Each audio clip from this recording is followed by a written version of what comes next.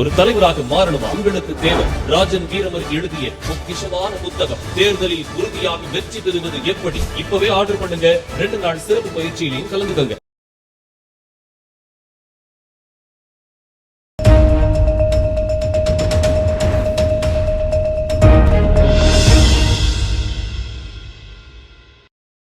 தினமலர் நேயர்களுக்கு வணக்கம். உரைகள் நிகழ்ச்சி உங்களை வரவேற்கின்றோம். இன்றைய தலைப்பு போதையும் அறிவாலும் போலீஸும் மெத்தனமும்.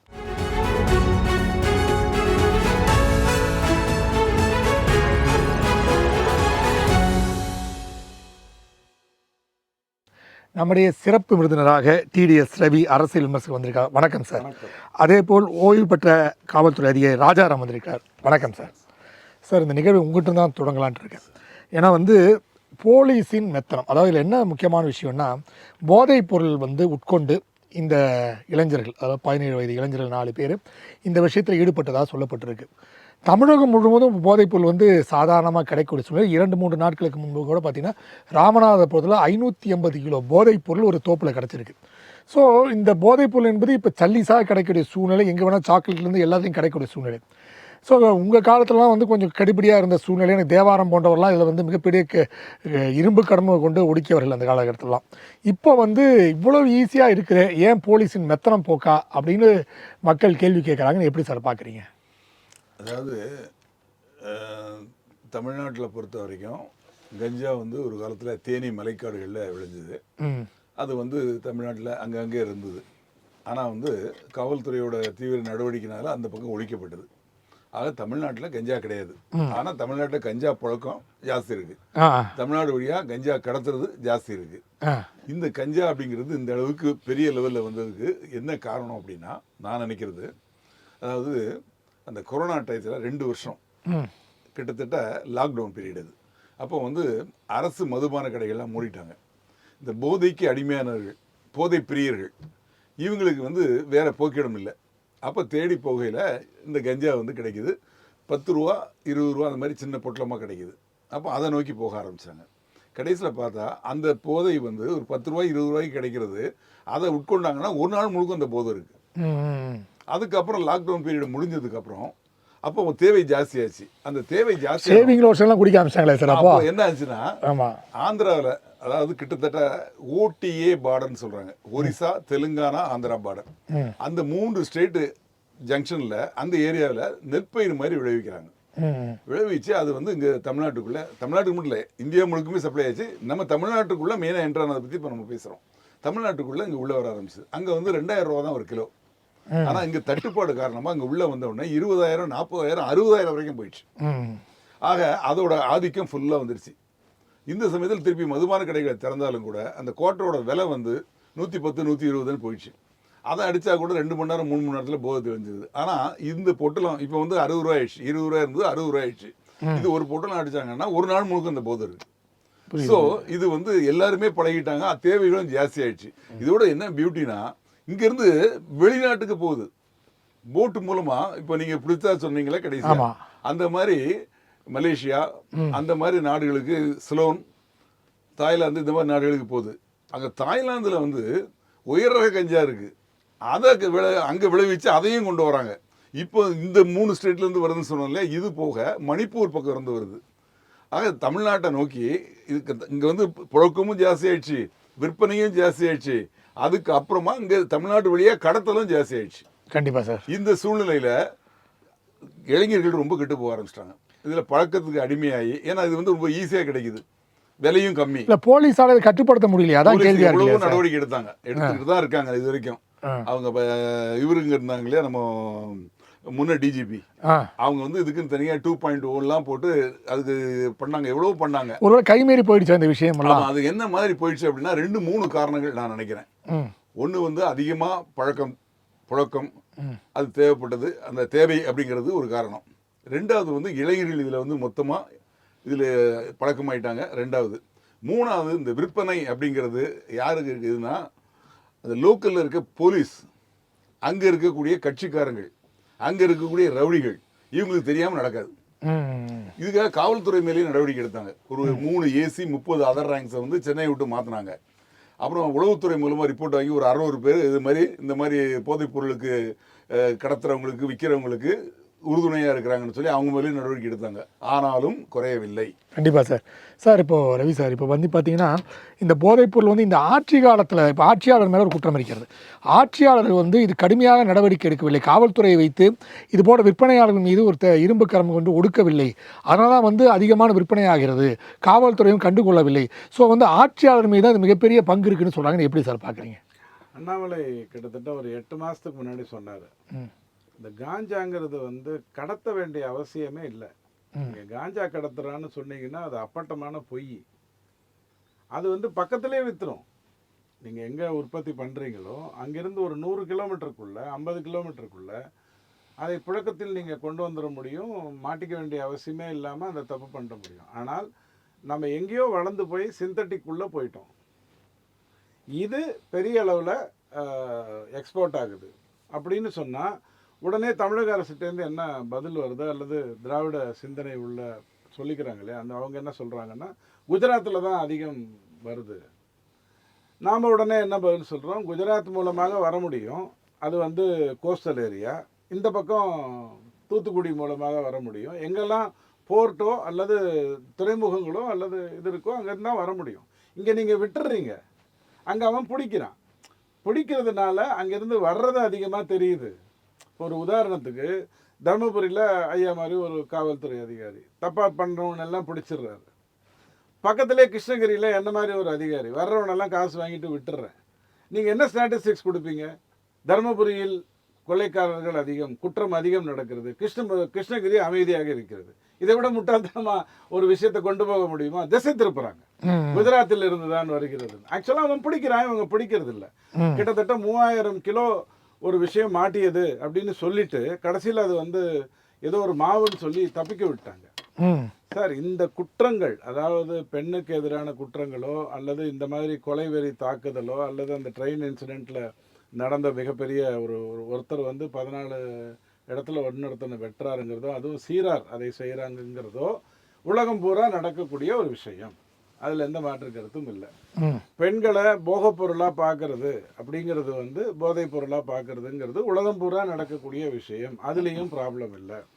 காஞ்சாவோ அல்லது இந்த மாதிரியான சரக்குகளோ போதை வஸ்துக்களோ உலகம் பூரா கிடைக்கிறது, அதுலேயும் பிரச்சனை இல்லை. அப்போ திமுகவை நாம் ஏன் குற்றம் சாட்டுறோம் அப்படின்னு சொன்னால், புகார் கொடுக்கறதுக்கு ஒருத்தர் வந்தாங்கன்னு சொன்னால், ஒருத்தர் வந்தாங்கன்னா 1000 பேர் வருவதில்லைங்கிற ஒரு எண்ணம் உங்களுக்கு வரணும். இப்போ உதாரணத்துக்கு திருப்பூரில் வந்து பனியன் ஜெட்டி தயார் பண்ணுறாங்கன்னா அவங்களுக்கு வந்து டிஃபெக்ட் பீஸுன்னு ஒன்று வரும். டிஃபெக்ட் பீஸுன்னு ரிட்டன் வரும். சார், நான் 1,00,000 பீஸ் அனுப்பியிருக்கேன், ஒரே ஒரு பீஸ் தான் வந்ததுன்னுவான். இல்லை, யாருமே கூச்சப்படுவாங்க அனுப்புறதுக்கு.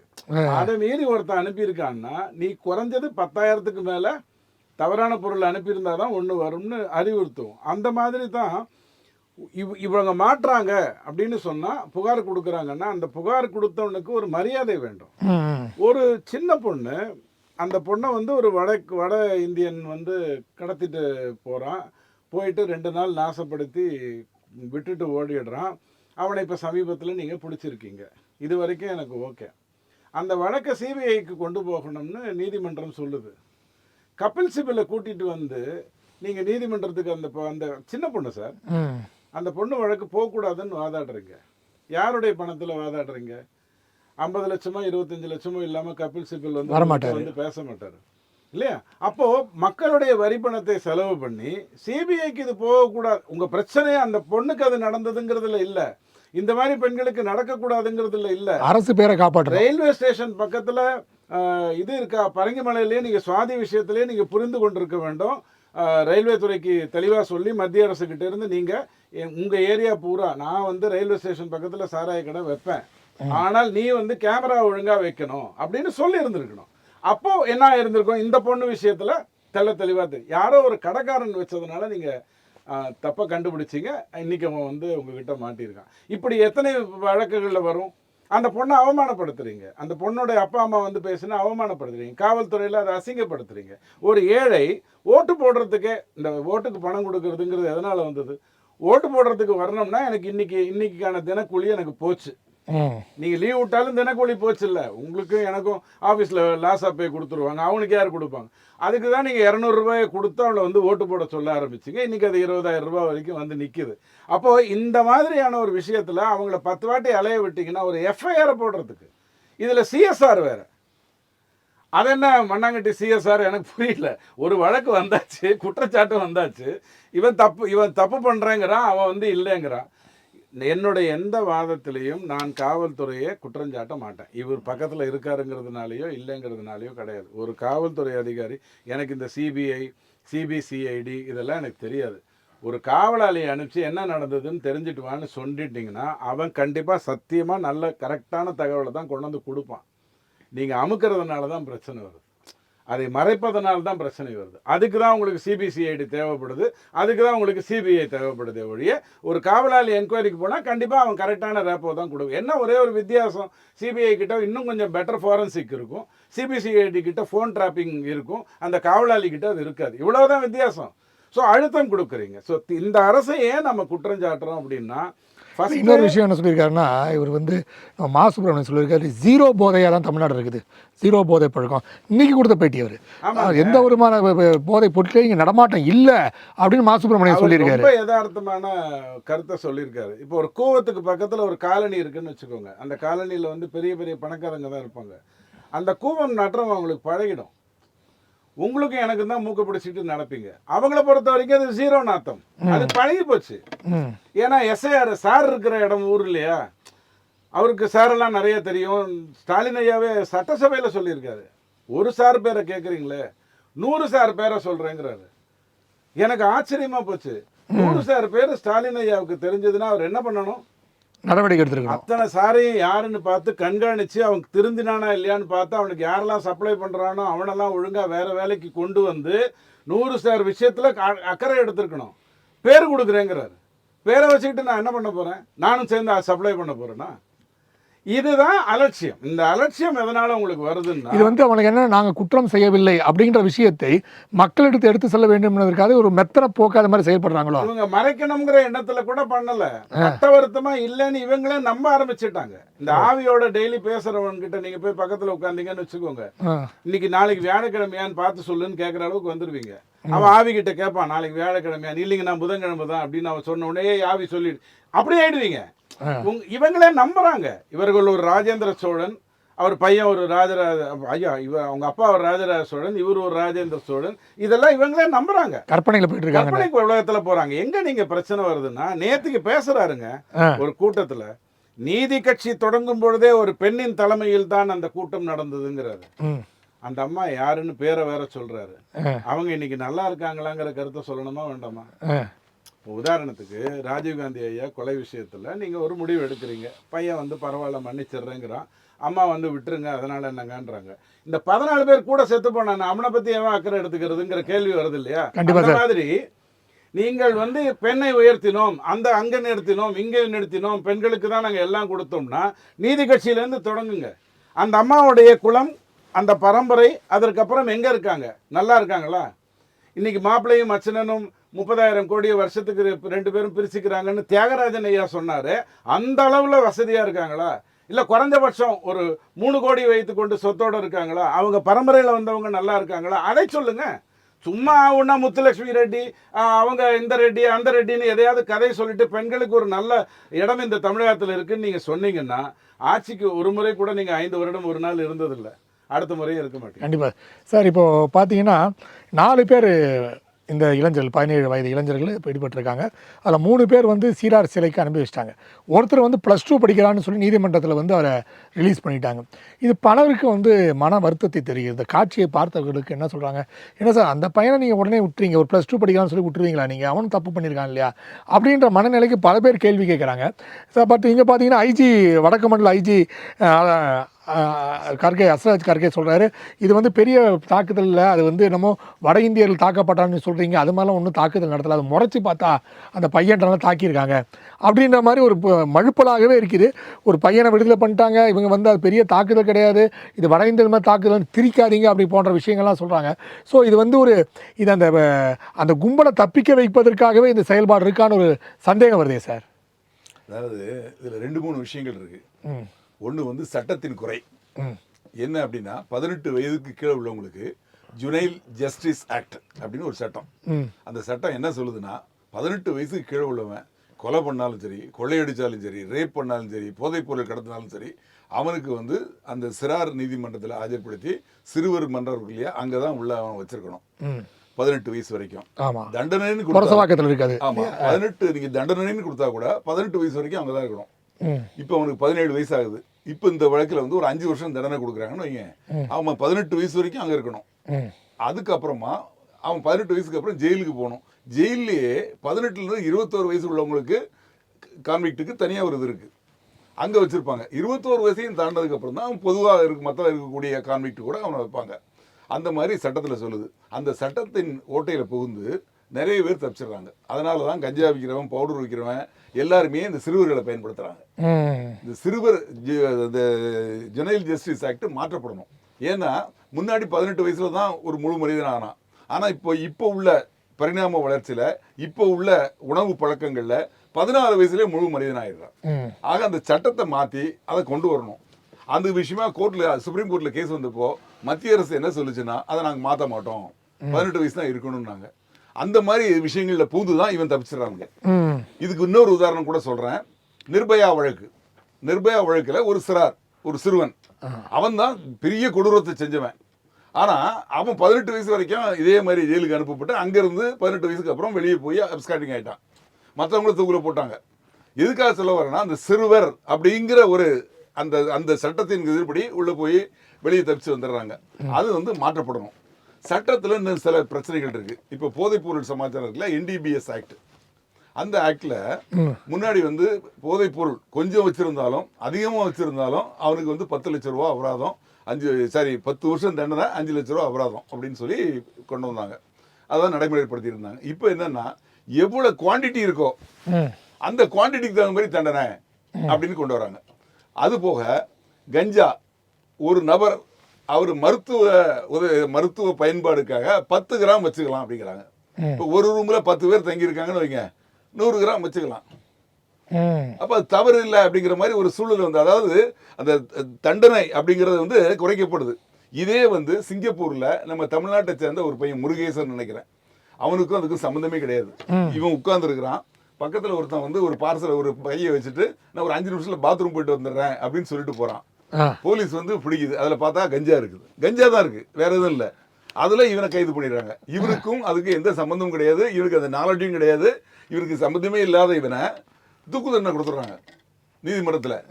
நம்ம பிரதமர் அந்த பிரதமருக்கு லெட்டர் எழுதுறாரு, அவன் இந்திய பிரஜை, அவன் எதுக்கு சம்பந்தம், குற்றத்துல அவன் சம்பந்தப்படலை, அவனை வந்து மன்னிச்சு விட்டுருங்க அப்படின்னு. மன்னிப்பே கொடுக்காம தூக்கில போட்டாங்க. கஞ்சா வச்சிருந்ததுக்கு தூக்கில போட்டாங்க பக்கத்துல இருக்கிற நாட்டுல. இங்க நம்ம நாட்டுல நீ 10 கிராம் வச்சுக்கலாம் அப்படின்னு சொல்லி சட்டம் அந்த மாதிரி இருக்குது. அதே மாதிரி லேபு, அந்த லேபுக்கு அனுப்பிச்சு செக் பண்றாங்க இல்லையா, இது போதைப் பொருளா அப்படின்னு. அந்த லேபு வந்து இப்போ அதிக அளவில் போதைப் பொருட்கள் கைப்பற்றப்படுது. அப்போ அதிக அளவுக்கு சாம்பிள்ஸ் வரும். அது கோர்ட்டு மூலமா அங்கே போய் செக் பண்ண அனுப்புவாங்க. ஆனால் லேபு எல்லா இடத்துலையும் இல்லை, சென்னையில் மட்டும்தான் இருக்கு. இப்போ தமிழ்நாடு முழுக்கும் அந்த ஒரே லேபு. அங்கே போய் செக் பண்ணி ரிப்போர்ட் வர்றதுக்கு முன்னாடி இத்தனை நாளுக்குள்ள 120 நாளுக்குள்ள நீங்க சார்ஜ் ஷீட் போடணும், இல்லைன்னா அவனை ஜாமீன்ல விட்டுறன்னு சொல்லி ஜாமீன்ல விட்டுறாங்க. அப்போ அவன் வெளியே வந்துடுறான். இந்த மாதிரி சில குறைபாடுகள் இருக்கு. அதே மாதிரி காவல்துறையில இதுல சம்பந்தப்பட்டவங்க மேல அவங்களையும் குற்றவாளியாக்கணும். இவர் வந்து அதுக்கு உடந்தையா இருக்கிறாருன்னா அதை யார் விற்கிறானோ அவங்க கூட இவங்களே அக்யூஸ்ட் ஆக்கி உள்ள போட்டாதான் பயம் இல்லாமல் இருக்கும். இனிமேல் யாரும் செய்யறதுக்கு சப்போர்ட் பண்ணதுக்கு நிச்சயமா பண்ண மாட்டாங்க. அதான் சார், இப்போ பார்த்தீங்கன்னா அவர் ஐஜி சொல்லும்போது என்ன சொல்லியிருக்காருன்னா, அதாவது முதல்ல வந்து செக்ஷன் 307 அது வந்து இப்போ வந்து BNS 109 அப்படின்னு வந்திருக்கு. அதாவது வந்து deals with attempt of murder, இதெல்லாம் கேஸ் போட்டிருக்கோம்னு சொல்லியிருக்காங்க. ஸோ அட்டெம்ப்ட் ஆஃப் த மர்டர்னா இது வந்து நீங்கள் சொன்ன மாதிரி இது பெரிய அளவு பாதிப்பு இருக்குமா அது சீரான்றனால? அதனால இருக்காதுன்னு சொல்றேன். கொலை வழக்காலும் சரி, இறந்து போய் கொலை வழக்காக மாற்றப்பட்டாலும் சரி, அட்டெம்ப்ட் மர்டராகவே சார்ஜ் ஷீட் போட்டாலும் சரி, ஒரு ரேப் கேஸா இருந்தாலும் சரி, ஒரு கொள்ளை வழக்கா இருந்தாலும் சரி, மர்டர் ஃபார் கெயினா இருந்தாலும் சரி, இவன் வந்து ஒரு போதைப் பொருளை கடத்துறான் அப்படிங்கிற மாதிரி இருந்தாலும் சரி, எந்த இதுலையுமே இந்த சட்டத்தின் கீழ் அது தண்டனைங்கிறது பெருசா கிடையாது. அதை வந்து அவங்க பயன்படுத்திக்கிறாங்க. இன்னொரு விஷயம் என்னன்னா, அந்த பாதிக்கப்பட்ட நபர் முதல்ல திருத்தணி ஜிஹெச்ல இருந்து ஆமா, அவர் திருவள்ளுவர். அப்புறம் அவர் திருவள்ளூர் ஜிஹெச்சுக்கு வந்து அப்புறமா ராஜீவ்காந்தி மருத்துவமனைக்கு வந்து இங்க இருந்து அவர் இங்கே தலைமறைவாயிட்டார் அப்படின்னு சொல்லி கேள்விப்படுறேன். அது எந்த அளவுக்கு உண்மைன்னு தெரியல. இன்னொரு செய்தியை சொல்றாங்க, அவர் வந்து பூர்ணமாக அவர் முழு சிகிச்சை அளிக்கப்பட்டு ஊருக்கே திருப்பி அனுப்பிச்சிட்டாங்க அப்படின்ற விஷயமும் வெளியே இந்த சொல்லப்படுது. விட்டுறதை நம்ம பார்த்தோம். ஆமா, அதுல வந்து ஒருத்தர் வந்து நடக்க முடியுமா, அவர் பூர்ண சிகிச்சை முடிஞ்சு உடனே நேத்து 27ஆம் தேதி நடக்குது, ஆமா, இன்னைக்கு வந்து 30ஆம் தேதி, ஆமா. இதுக்குள்ள ஒருத்தர் நல்லாகி போயிட முடியுமா? அதே 27ஆம் தேதி நடந்த சம்பவமானது ஒரு வீடியோ வைரலாகி அந்த வீடியோ வெளியே வந்து ஒரு 2 நாள் கழிச்சு தான் இது மாதிரி சம்பவம் நடந்திருக்குன்னே கண்டுபிடிக்கிறாங்க. ஏன் சார் இவ்வளவு பெரிய இடைவெளி? அல்ல, அந்த இன்ஜூர்டு வந்து பார்த்து ஹாஸ்பிட்டல் கொண்டு வந்துட்டாங்க. செஞ்சது யாருன்னு அவருக்கும் சொல்ல தெரியல, இவங்களுக்கும் தெரியல. இந்த ரீல்ஸ் இவங்க வெளியிடுறாங்க. அப்பதான் பாக்குறாங்க, ஆஹா இந்த பாதிக்கப்பட்ட நபர் இருக்காரு, அவரை முதல்ல கத்தியால எங்க ட்ரெயின்ல போகையிலே கத்தி எடுத்து வெட்டுற மாதிரி போறாங்க, குத்துற மாதிரி போறாங்க, அவரை தடுக்க முயற்சி பண்றாரு. அப்பதான் காவல்துறைக்கு தெரியுது இந்த 4 பேர் யாருன்னு சொல்லி இவங்களை லொக்கேட் பண்ணிட்டாங்க. 2 பேர் திருத்தணி தாலுகாவை சேர்ந்தவங்க, 2 பேர் அரக்கோணம் தாலுகாவை சேர்ந்தவங்க, 4 பேரும் கைது பண்ணிட்டாங்க. கைது பண்ணி 3 பேர் இங்க இருக்காங்க. ஒருத்தருக்கு வந்து இப்போ +2 எக்ஸாம் ஆரம்பிக்க போகுதுன்னு சொல்லி ஜாமீன்ல மேஜிஸ்ட்ரேட் தான் விட்டுருக்காங்க. கண்டிப்பாக சார். இன்னொரு விஷயம் பார்த்தீங்கன்னா, இதில் இன்னொரு விஷயம் பதிவு பண்ணுறார் ஐஜி. என்னென்னா, இது வந்து அவர் வடமாநிலத்தர் என்பதால் தாக்கப்படவில்லை அப்படின்னு விஷயத்தை சொல்கிறார். இதில் என்ன விஷயம்னா, ஒரு 7-8 மாதங்களுக்கு முன்பு இந்த திராவிட முன்னேற்ற கழகம் அதோட கூட இருக்க கூட்டணி கட்சிகள் எல்லாமே பார்த்தீங்கன்னா வடக்கன்ஸ் அப்படின்ற ஒரு விஷமத்தை வந்து கக்க ஆரம்பித்தார்கள். அவர் இந்த ஊரை விட்டு துரத்தி விடணும், இந்த தமிழ்நாட்டில் இருக்கக்கூடாது, அவங்களால தமிழர்கள் வேலையெல்லாம் பாதிக்கப்படுதுன்ற விஷயத்தை விஷமாக கக்கி கொண்டு இருந்தார்கள். அதோட பரிமாண வளர்ச்சி தான் இவர்கள் மத்தியிலலாம் இப்படி இப்போ பாதிப்பு ஏற்பட்டு வடக்கன்னாலே நம்ம வேலையை பிடுங்க வந்திருக்கான், ஸோ இவனை தாக்க வேண்டும் என்ற மனநிலைக்கு ஆளாக்கப்பட்டாங்களா? இல்லைங்க, நான் ஒன்று மட்டும் சொல்கிறேன். லேபிள் ஓட்டுற வேலையை கருணாநிதி ஐயாவோட விட்டுருங்க. அவர் தான் லேபிள் ஓட்டுவார், சிறப்பாக லேபிள் ஓட்டுவார். இவர் வந்து ஐயர், இவர் வந்து நாடார், அவரோட விட்டுருவோம். குற்றம் செய்தவன் குற்றத்தால் பாதிக்கப்பட்டவன் அப்படிங்கிற அடிப்படையில் பாருங்கள். வடக்கன்ஸ் மேலே கோபங்கிறது அதனால் வரலை. ஏன்னா அவங்க ரொம்ப பெருமையாக சொன்னாங்க, தமிழ்நாடு வந்து சொர்க்க பூமி, அதனால தான் எல்லோரும் இங்கே வர்றாங்கன்னு சொன்னாங்க. அது வேறு விவாதம். நான் அதுக்கு பல முறை பதில் சொல்லியிருக்கேன். ஏன்னா நான் திருப்பூர்லேயே ரொம்ப வருடம் இருந்திருக்கேன். கேள்வி அது இல்லை. இந்த எஸ்ஐஆர் மூலமாக இவர்களுக்கெல்லாம் வாக்கு வந்துருங்கிற ஒரு பயம் வந்தது. வாக்கு வந்ததுன்னா இவங்க வந்து பிஜேபிக்கு தான் ஓட்டு போடுவாங்கன்னு இவங்களே ஏதோ ஒரு சோழி உருட்டி பார்த்துருக்காங்க. அதன் மூலமாக முடிவும் பண்ணிட்டாங்க. அதன் மேலே ஒரு கோபங்கிறது வந்திருக்கலாம். கேள்வி என்னன்னா, இப்போ சீரார் பற்றி சொன்னார் சார். நான் ஒன்றேன்னு சொல்கிறேன், நீதிமன்றத்தினுடைய வேலை குற்றம் என்னங்கிறத பார்த்து தண்டிக்கிறது, காவல்துறையுடைய வேலை குற்றம் என்னங்கிறத பார்த்து அதுக்கேற்ற மாதிரி சார்ஜ் ஷீட்டை ஃபைல் பண்ணுறது. ஆனால் ஜெயிலினுடைய வேலை என்ன அப்படிங்கிறத நம்ம புரிந்து கொள்வோம். இப்போ 14 வயதுன்னு ஏன் குறைக்க முடியாது அப்படின்னு சொன்னால், அப்படி குறைக்கிறதா இருந்ததுன்னா மேஜருங்கிற வார்த்தையே 18லேருந்து குறைக்கணும். அதில் 1000 சட்ட சிக்கல்கள் இருக்குது. அதனால தான் அது பண்ணப்படலை. இல்லைனா 18 14 ஆக்குறதுங்கிறது இயல்பான ஒரு விஷயந்தான். அப்படி பார்த்தா திருமணத்தை கூட 21க்கு பதிலாக 18னே கொண்டு வந்துடலாம். ஏன்னா இன்றைக்கி வந்து எர்லியர் பியூபரிட்டிங்கிறது எல்லா இடத்துலையும் இருக்குது. கேள்வி என்னென்னா, இப்போ நீங்கள் வந்து நான் 3 இன்சிடென்ட் உங்களுக்கு சொல்கிறேன் தமிழ்நாடு காவல்துறையினுடைய அற்புதத்துக்கு. ஒன்று, மத்திய அரசு சென்ட்ரல் ஸ்டேஷன்லேருந்து தடா வரைக்கும் போங்க, இந்த அரிசி கடத்திட்டு போகிறான்ல அவனை பிடிப்பாங்க. பெருச்சாலியை விட அழகாக பூந்துக்கிந்து பிடிப்பாங்க. நீங்களும் நானும் வண்டியில் போகிறோம், ஹெல்மெட் போடாமல் போய் பாருங்கள், பெரிய டிராஃபிக்கு, கரெக்டாக ஐடென்டிஃபை பண்ணி அந்தாலே அவன் பிடி அவனுக்கு ஹெல்மெட் இல்லை, அவனுக்கு பிடிச்சி கரெக்டாக கூப்பிட்டு வந்து அவங்ககிட்ட ஒரு 200 1000 10,000க்குலாம் ஏதோ கதை சொல்லி வாங்குவாங்க. நான் எது சொல்கிறேன்னா கண்காணிப்புக்கு சொல்கிறேன். 3வது, நீங்கள் பாண்டிச்சேரியிலேருந்து தயவு செஞ்சு சென்னைக்கு வாங்க.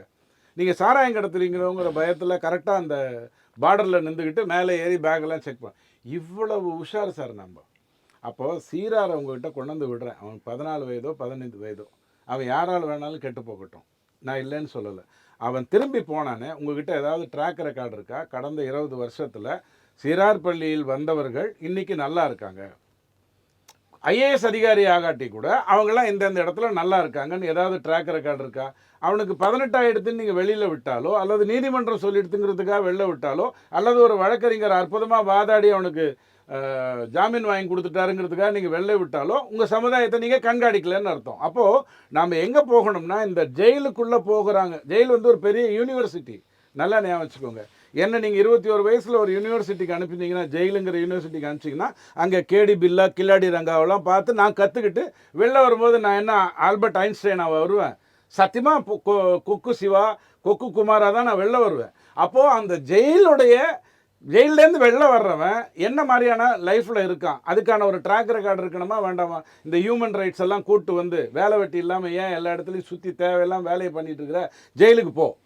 இங்கேருந்து ரிலீஸ் ஆனவனுடைய பொசிஷன் என்ன, அவன் கடந்த 10 வருஷத்தில் எத்தனை பேர் திருந்தி இருக்கான், இந்த சிறை தண்டனைங்கிற விஷயம் கரெக்டாக போயிட்டு இருக்கா இல்லையா, அதை பார்க்க சொன்னீங்கன்னு சொன்னால் குற்றங்கள் குறையும். ஏன் இவங்க இதெல்லாம் பார்க்க மாட்டாங்க அப்படின்னு சொன்னால் இவங்களுக்கு வேற வேலை இருக்குது. இது அடிப்படையில் நான் உங்களுக்கு சொல்கிறது. நம்மளுடைய மறதி இன்னொரு மிகப்பெரிய பிரச்சனை. இப்போ அஜித் குமாருங்கிறவருடைய அம்மாவுக்கு வேண்டிய நிதி கிடைச்சிருச்சா, உங்ககிட்ட ஏதாவது தரவுகள் இருக்கா? அவங்க தம்பிக்கு கவர்மெண்ட் வேலை ஏதாவது கிடைச்சதா, உங்ககிட்ட ஏதாவது தரவு இருக்கா? எதுவுமே இருக்காது. 2 நாள் 3 நாள் அதுக்கப்புறம் மேட்டர் அவுட்டு. கவின் ஒருத்தன் வந்து ஆணவ படுகொலை, அவனுக்கு என்னாச்சு? அந்த அம்மா ஜெயிலுக்கு போயிட்டாங்களா? அவங்க அப்பாவை ஜெயிலுக்கு அனுப்பிச்சிங்களே, அது என்ன பொசிஷனு? அந்த பொண்ணினுடைய நிலைமை என்ன? உங்ககிட்ட ஏதாவது ட்ராக் ரெக்கார்டு இருக்கா? இல்லை. ஏன்னா நீங்கள் தின கேலண்டர்னு ஒன்று வச்சுக்கிட்டு செய்தியை பார்க்குறீங்க, மாத கேலண்டர்னு ஒரு செய்தியை பார்க்குறீங்க, டைரின்னு வச்சுக்கிட்டு ஒரு செய்தியை பார்க்குறீங்க. டைரியில் இருக்கிறது தின கேலண்டரில் போயிடுது, அன்னையோட மறந்தாச்சு. தின கேலண்டரில் இருக்கிறது மாத கேலண்டருக்குள்ளே போயிடுது. அது வரைக்கும் கொஞ்சம் வேறு வேலை இல்லைன்னா பேசுகிறீங்க. இந்த மறதி மிகப்பெரிய காரணம். 2. ஒன்று வந்து சிறைக்கு செல்கின்றவன் திருந்தினானா இல்லையான்னு பார்க்குறதுக்கு உங்களுக்கு எந்த ஒரு கான்செப்டும் இல்லை. அதுவும் குறிப்பாக சிறாரை பொறுத்த வரைக்கும் உங்ககிட்ட எந்த கான்செப்டும் இல்லை. நான்லாம் 40 வருஷத்துக்கு முன்னாடியே தங்கப்பதக்கம் படத்தில் பார்த்துருக்கேன். ஒரு சின்ன பையனை ஜெயிலுக்கு அனுப்புவான், அவன் திருப்பி வரும்போது கேடியாக தான் வந்தான், சிவாஜியாக வரல, ஸ்ரீகாந்தாக தான் வந்தான். நான் பார்த்துருக்கேன். அதே தான் இன்றைக்கும் இருக்குது. ஸோ பிரச்சனை என்னென்னா, ஒரு தவறு நடக்குதுன்னு சொன்னால் அந்த தவறை திருத்துவதற்காக அது பயிராயிடுச்சா, விதையாக மாறிடுச்சா அப்படின்னு பார்க்கறதுக்கு வக்கு இல்லாமல் இருந்தீங்க. இப்போது திருப்பூருக்கு போங்க சார், அங்கே ஏதாவது குற்றம் நடக்குதா பாருங்கள். ஏன் திருப்பூரில் வந்து கொள்ளையோ போதையோ பெரிய விஷயங்கள் எதுவுமே நடக்கலை? அங்கேயும் ரயில்வே ஸ்டேஷன் பக்கத்தில் 24 மணி நேரத்துக்கு சாராய கடை இருக்குது. ராத்திரி 2 மணிக்கு கூட போய் நல்ல சரக்கு தமிழ்நாட்டில் கிடையவே கிடையாது, ஏதோ ஒரு சரக்கு வாங்கலாம். ஆனால் அங்கேயே நடக்க மாட்டேங்குது, ஏன்னா எல்லாருக்கும் வேலை இருக்குது. ஸோ ஒன்றா அப்படி போயிருங்க, எம்ப்ளாய்மெண்ட்டுன்னு போய் பிரச்சனையை தீர்க்க பாருங்க, அல்லது காவல்துறையை சுதந்திரமாக விடுங்க. அதிமுக அரசில் உண்மையிலே சுதந்திரமாக தான் இருந்தது, அதில் எனக்கு ஒன்றும் மாற்று கருத்தே கிடையாது. பிஜேபி அரசு வந்ததுன்னா கேள்வியே இல்லை, சுதந்திரம் அல்டிமேட்டாக இருந்திருக்கும். ஆனால் இங்கே அது கிடையாது. ஸோ காவல்துறையும் பார்க்க மாட்டேன், ஜெயிலையும் பார்க்க மாட்டேன், சிறாருக்கு என்ன ஆச்சுன்னு பார்க்க மாட்டேன். ஒரு தவறு நடந்ததுன்னா அந்த தவறை திருத்துவதற்கான என்ன வேலைன்னு நான் பார்க்க மாட்டேன். நாடக காதல்னு ஒருத்தன் பேசி அரசியல் நடத்துவான், நியாயமான அரசியல். இன்னொருத்தன் என்ன பண்ணுவான், இந்த என்ன சொல்கிறது, ஆணவ படுகொலைன்னு அதே மேட்டருக்கு எக்ஸ்ட்ரா பேசு, பட்டிமன்றம் நடத்துகிற மாதிரி ஆகிடும். ஒரு அரசியல் கட்சி நாடக காதல் எதிர்த்துட்டு இருக்கும், இன்னொரு அரசியல் கட்சி என்ன சொல்லுவீங்க, அந்த ஆணவ படுகொலையை பற்றி பேசிகிட்டு இருக்கும். ஆணவ படுகொலைக்கு தனி சட்டம் வேணும்னு கேட்கும். அப்போ நாடக காதலுக்கு என்ன பண்ணணும்? குற்றங்கள் உங்களுக்கு எங்கே சார் அதிகரிக்கிறது?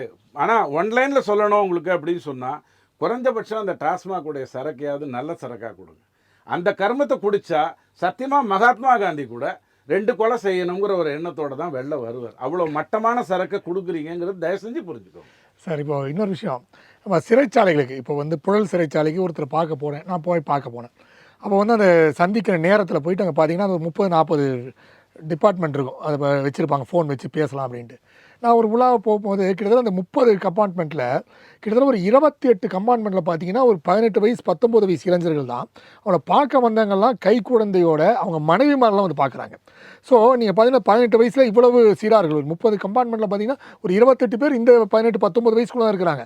எல்லா பெண்கள், தாயார், இளம் தாய்கள் இப்படி தான் வந்துடுறாங்க. ஸோ குற்றம் வந்து மாணவர்கள் இது போன்ற இளைஞர்கள் மத்தியில் வருவதற்கு காரணம் என்ன? வேலை வாய்ப்பு போன்ற விஷயங்களா சார்? அதாவது போதை, அந்த போதைங்கிறது வந்து முன்னாடி நம்ம ஒரு கல்லூரியில் படிக்கையில் 2 நண்பர்கள் சந்திச்சா என்ன பண்ணுவோம், பக்கத்தில் இருக்க ஒரு டீ கடையிலையோ ஒரு காஃபி சாப்பிட்றதுக்கு ஒரு ஹோட்டல்லையோ போய் சாப்பிடுவோம். இப்போ இளைஞர்கள் சந்திச்சா உடனே டாஸ்மாக் தான் போகிறாங்க.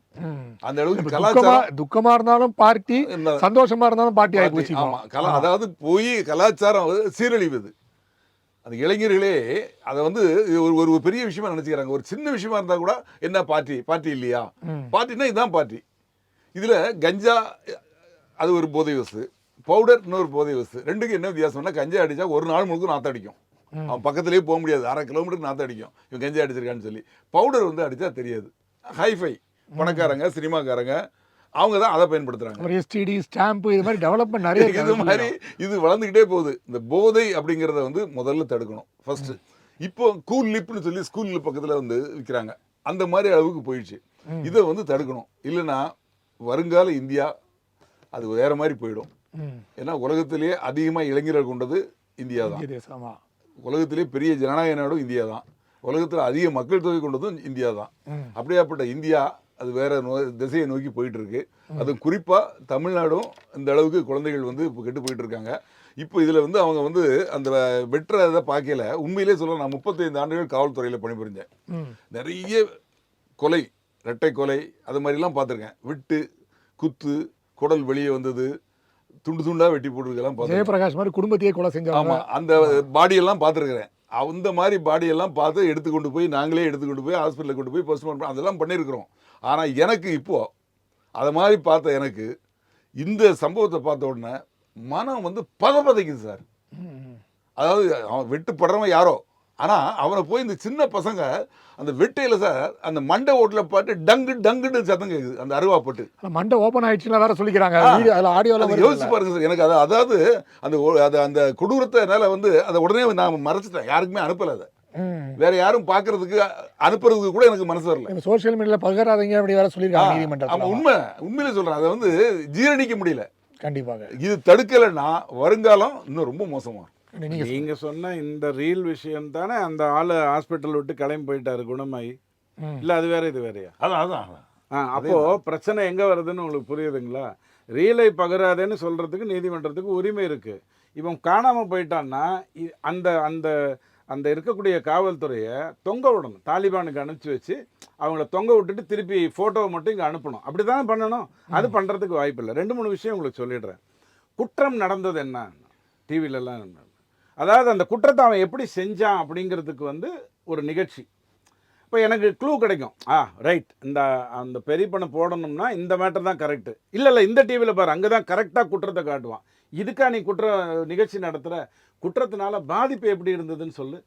ஒருத்தன் கொலை பண்ணிட்டு போயிட்டான் சார். அந்த வீடு கொலை பண்ணப்பட்டுட்டு ஒருத்தன் போட்டான் இல்லையா, அவங்க அந்த ஒரு வாரமாக எந்த மன உளைச்சல் இருக்காங்கன்னு சொல்லுங்கள். குற்றம் செய்யக்கூடாதுங்கிற எண்ணம் வரும். யூஏ படம்னு ஒன்று ரிலீஸ் பண்ணுறாங்க சார் சென்சாரில். யூஏ படம் எப்படி சார் என் வீட்டு டிவியில் வருது? யூஏன்னு எதுக்கு சார் வச்சுருக்கீங்க? வன்முறை இருக்குங்கிறதுனாலையோ பார்க்க 18 வயசு இருக்கும் பார்க்கக்கூடாதுங்கிறதுக்காக தானே வச்சுருக்கீங்க. தேட்டரில் வந்து அதுக்காக தான் நீங்கள் வச்சுருக்கீங்க. இன்றைக்கி உதயநிதி கிட்ட போயிடுச்சு, அதனால் யார் வேணாலும் கூலி படத்தை பார்க்கலாம், யார் வேணாலும் எந்த படத்தையும் பார்க்கலாம், அது வேறு விஷயம். ஆனால் வீட்டுக்குள்ளே எப்படிங்க வருது? அப்போ அந்த டிவியில் நீங்கள் போட்டிங்கன்னா நான் காலையிலேருந்து சாயங்காலம் வரைக்கும் வீட்டில் உட்காந்துட்டு எந்த படம் வருதுன்னு இந்த படம் பார்க்கக்கூடாது அப்படின்னு என் பையனையும் என் பொண்ணையும் நான் சொல்லி கொடுத்துட்டு இருப்பேனா? அப்போ யூஏக்குன்னு தனி சேனல் வச்சா நான் லாக் பண்ணுவேன். நீங்கள் எல்லா படமும் யூஏ தாங்க வருது, என்ன பண்ணுறதுன்னு நீங்கள் கேட்குறதா இருந்தால் யூஏ படம் போடுறதுக்கு தனி சேனல் வைங்க. இல்ல நான் உங்களுக்கு என்ன சொல்றேன், இந்த வேருக்கு போகாத ஒரு பிரச்சனை, வேரில் சென்று தீர்க்காத எந்த பிரச்சனையும் நீங்க கிளையை வைத்துக்கொண்டு மரத்தை வைத்துக்கொண்டு செய்ய முடியாது. கண்டிப்பா சார். இப்போ இந்த சிறுவர்கள் வந்து இந்த கொடூரமான செயலை செய்வதற்கு இதுவும் ஒரு காரணமா இருக்கும் அப்படின்னு நினைக்கிறேன். என்னன்னா, சினிமாவில் பாருங்க, கதாநாயகன் வந்து அந்த ஆப்போசிட் வில்லனை வந்து இவரே ஒரே வெட்டு தலை துண்டா போயிருது. அதே மாதிரி ஒரு 10 பேரை வெட்டுவார், ஆனால் இவரை போலீஸ் கைதே பண்ணாது. இவர் நீதிமன்ற ஜெயிலுக்கு போக மாட்டார், நீதிமன்றத்துக்கு முன்னால் ஆஜர்படுத்த மாட்டார். இந்த இதை வந்து 100 கோடி வாங்குற கதாநாயகனும் 200 கோடி வாங்குற கதாநாயகனும் நடிக்கிறாங்க. இதை பார்க்கக்கூடிய இளைஞர்கள் வந்து அப்படி வெட்டலாம் போல இருக்கு, அது தப்பு இல்லை போல இருக்கு, நம்ம தப்பிச்சுக்கலாம் போல இருக்குன்னு நினைக்கிறான். சட்டமும் பாருங்க, ஜுனைல் ஜஸ்டிஸ் ஆக்ட்னு பாருங்க, ஒருத்தனை ஜாமீனில் விட்டாங்க, சிறுவர் மன்றத்துக்கு வச்சிருக்காங்க, ஒன்றும் பெருசாக இல்லை. ஆனால் இதெல்லாம் வந்து நம்ம வந்து தடுக்கணும். ஏற்கனவே சினிமாவை வந்து இந்த மாதிரிலாம் பண்ணணும் அப்படின்னு சொல்லிட்டு ஒரு சட்டம் இருக்குது. அதுக்கு தணிக்கை குழுன்னு ஒன்று இருக்குது. அவங்களாம் என்ன பண்ணுறாங்கன்னு தெரியல. ரொம்ப சாதாரணமாக கொலை, வெட்டு, குத்து இது வந்து சர்வசாதாரணமாக சினிமாவில் காட்டப்படுது. இதுவும் இளைஞர்கள் கெட்டு போகிறதுக்கு ஒரு காரணம். ஒரு வித்தியாசம் நான் சொல்லிடுறேன் சார். அது சினிமாவாக இருந்தாலும் தெருக்கூத்துவாக இருந்தாலும் எதுவாக இருந்தாலும், இப்போது வாழ்நாள் பூரா எம்ஜிஆர் திரைப்படத்தில் சிகரெட் பிடிக்காம தான் நடித்தார். அதை பார்த்து திருந்தினவங்க யாராவது இருக்காங்கன்னு நீங்கள் சொல்ல முடியுமா? அல்லது சிவாஜி ஐயா வந்து தண்ணி அடிப்பார், சிகரெட் பிடிப்பார், அது ஒரு ஸ்டைலாக பண்ணுவார், அதை பார்த்து தான் கெட்டு போனான்னு சொல்லுவாங்களான்னு கேட்டால் அது இல்லை என்னுடைய பிரச்சனை. அது எப்படி வேணாலும் வந்துட்டு போட்டோம். இன்றைக்கி எல்லா நடிகர்களும் சிகரெட் பிடிக்கிறாங்க. அது தவறான ஒரு விஷயம்னு புரிய மாட்டேங்குது. இந்த சிகரெட் லாபிக்கு எதிராக அந்த டப்பாவில் இது கொடூரமானதுன்னு காட்டுறதுக்கு ஒரு அன்புமணி வந்து எஃபர்ட் எடுத்து பண்ண வேண்டியதாக இருந்தது. அது கூட என்னோட பிரச்சனை இல்லை. வீட்டுக்குள்ளே நீங்கள் கொண்டாந்தீங்கன்னா தான் எனக்கு பிரச்சனை. கண்டிப்பாக சார். சார் நேரில் இன்று நமது விவாத பொருளாக போதையும் அறிவாலும் போலீஸும் மெத்தனம் என்ற தலைப்பில் எடுத்துக்கொண்டோம். நம்முடைய தங்கள் கருத்துக்களை பதிவு செய்த டிடிஎஸ் ரவி அவர்கள் நன்றியை தெரிவித்துக் கொள்வோம். அதே போல போலீஸ் அதிகாரி முன்னாள் காவல்துறை அதிகாரி ராஜாராம் அவர்கள் நன்றியை தெரிவித்துக் கொள்வோம். மீண்டும் அடுத்த உரைகள் நிகழ்ச்சியில் சந்திப்போம். அதுவரை நன்றி, வணக்கம்.